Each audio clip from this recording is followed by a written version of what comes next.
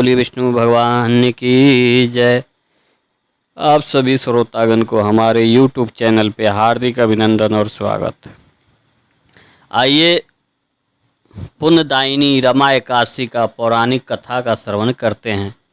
धर्मराज युधिष्ठिर कहने लगे, हे भगवान, कार्तिक कृष्ण एकादशी का क्या नाम है, इसकी विधि क्या है, इसके करने से क्या फल मिलता है, सो आप विस्तार पूर्वक बताएं। भगवान श्री कृष्ण बोले कि कार्तिक कृष्ण पक्ष की एकादशी का नाम रमा है। यह बड़े बड़े पापों का नाश करने वाली है। इसका महात्म्य मैं तुमसे कहता हूँ, ध्यान पूर्वक सुनो। हे राजन, प्राचीन काल में मुचुकुंद नामक का एक राजा था। उसकी इंद्र के साथ मित्रता थी और साथ ही यम, कुबेर, वरुण और विभीषण सबकी साथ मित्रता थी। यह राजा बड़ा धर्मात्मा, विष्णु भक्त और न्याय के साथ राज करता था। उस राजा की एक कन्या थी जिसका नाम चंद्रभागा था। उस कन्या का विवाह चंद्रसेन के पुत्र शोभन के साथ हुआ था। एक समय वह शोभन ससुराल आया। उन्हीं दिनों जल्दी ही पुण्यदायिनी एकादशी रमा भी आने वाली थी। जब व्रत का दिन समीप आ गया तो चंद्रभाग के मन में अत्यंत सोच उत्पन्न हुआ कि मेरे पति अत्यंत दुर्लभ हैं और दुर्बल हैं और मेरे पिता की आज्ञा अति कठोर है। दशमी को राजा ने ढोल बजवाकर सारे राज्य में यह घोषणा करवा दिया कि एकादशी को भोजन नहीं करना चाहिए। ढोल की घोषणा सुनते ही शोभन को अत्यंत चिंता हुई और अपनी पत्नी से कहा कि हे प्रिय, अब क्या करना चाहिए, मैं किसी प्रकार भी भूख सहन नहीं कर सकूंगा।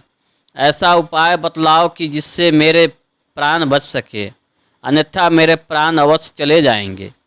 चंद्रभागा के कहने लगी कि हे स्वामी, मेरे पिता के राज्य में एकादशी के दिन कोई भी भोजन नहीं करता। हाथी, घोड़ा, ऊंट, बिल्ली, गऊ आदि भी तृण, अन्न, जल आदि ग्रहण नहीं कर सकते। फिर मनुष्य का तो कहना ही क्या। यदि आप भोजन करना चाहते हैं तो किसी दूसरे स्थान पर चले जाएं, क्योंकि यदि आप यहीं रहना चाहते हैं तो आपको अवश्य व्रत करना पड़ेगा। ऐसा सुनकर शोभन कहने लगा कि हे प्रिय, मैं अवश्य व्रत करूंगा, जो भाग में होगा वह देखा जाएगा। इस प्रकार से विचार कर शोभन ने व्रत रख लिया और वह भूख और प्यास से अत्यंत पीड़ित होने लगा। जब सूर्य नारायण अस्त हो गए और रात्रि को जागरण का समय आया, जो वैष्णवों को अत्यंत हर्ष देने वाला था, परंतु शोभन के लिए अत्यंत दुखदायी हुआ। प्रातःकाल होते शोभन के प्राण निकल गए। तब राजा ने सुगंधित काष्ठ से उसका दाह संस्कार करवाया, परंतु चंद्रभागा ने अपने पिता की आज्ञा से अपने शरीर को दग्ध नहीं किया और शोभन की अत्यदिष्ट क्रिया के बाद अपने पिता के घर में ही रहने लगी। रमा एकादशी के प्रभाव से शोभन को मंदराचल पर्वत पर धन धान्य से युक्त तथा शत्रुओं से रहित एक सुंदर देवपुर प्राप्त हुआ। वह अत्यंत सुंदर रत्न और द्युमणि जटित स्वर्ण के खंभों पर निर्मित अनेक प्रकार की स्फटिक मणियों से सुशोभित भवन में बहुत मूल्य वस्त्र भूषण तथा छत्र और चवन से विभूषित गंध और अप्सराओं से युक्त सिंहासन पर आरूढ़ ऐसा शोभयान होता था मानो दूसरा इंद्र विराजमान हो। एक समय मुक्चुंद नगर में रहने वाले एक सोम शर्मा नामक ब्राह्मण तीर्थ यात्रा करता हुआ घूमता घूमता उधर जा निकला और उसने शोभन को पहचान कर किया, यह तो राजा का जमाई शोभन है। उसके निकट गया। शोभन भी उसी पहचान कर अपने आसन से उठकर उसके पास आया और प्रणाम आदि करके कुशल प्रसन्न किया। ब्राह्मण ने कहा कि राजा मुक्चंद और आपकी पत्नी कुशल से हैं, नगर में भी सब प्रकार से कुशल है, परंतु हे राजन, हमें आश्चर्य हो रहा है। आप अपना वृत्तांत कहिए कि ऐसा सुंदर नगर जो न कभी देखा न सुना आपको कैसे प्राप्त हुआ। तब शोभन बोला कि कार्तिक कृष्ण की रमा एकादशी का व्रत करने से मुझे यह नगर प्राप्त हुआ, परंतु यह अस्थिर है। यह स्थिर हो जाए ऐसा उपाय कीजिए।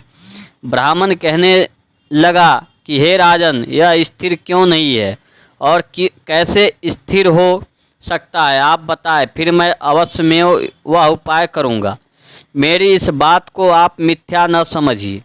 शोभन ने कहा कि मैंने इस व्रत को श्रद्धा रहित होकर किया है, अतः यह सब कुछ अस्थिर है। यदि आप मुखचुंद की कन्या चंद्रभागा को यह सब वृत्तांत कहे तो यह स्थिर हो सकता है।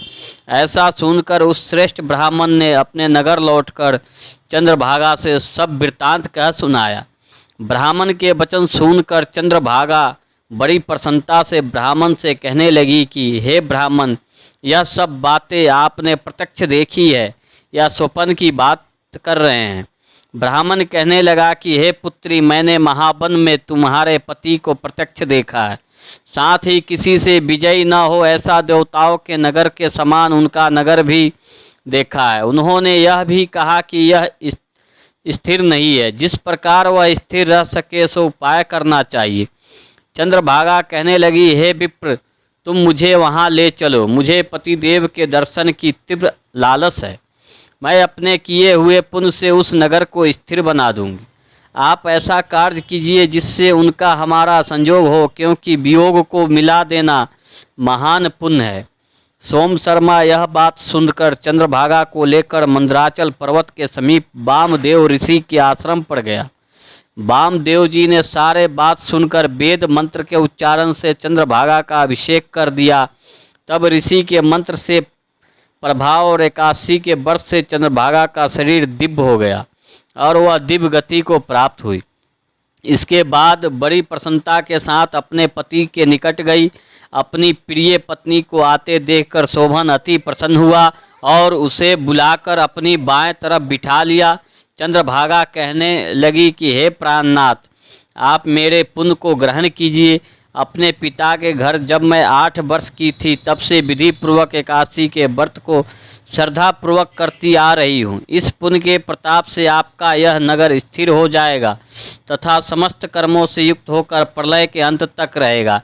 इस प्रकार चंद्रभागा ने दिव्य आभूषण और वस्त्र से सुशोभित होकर अपने पति के साथ आनंद पूर्वक रहने लगी। हे राजन, यह मैंने रमा एकादशी का महात्म कहा है। जो मनुष्य इस व्रत को करते हैं उन्हें ब्रह्म हत्यादि समस्त पाप नष्ट हो जाते हैं। कृष्ण पक्ष और शुक्ल पक्ष दोनों की एकादशियाँ समान हैं, इनमें से कोई भेदभाव नहीं है, दोनों समान फल देती है। जो मनुष्य इस महात्म को पढ़ते अथवा सुनते हैं वह समस्त पापों से छूटकर विष्णु लोक को प्राप्त होते हैं। प्रेम से बोलिए विष्णु भगवान की जय।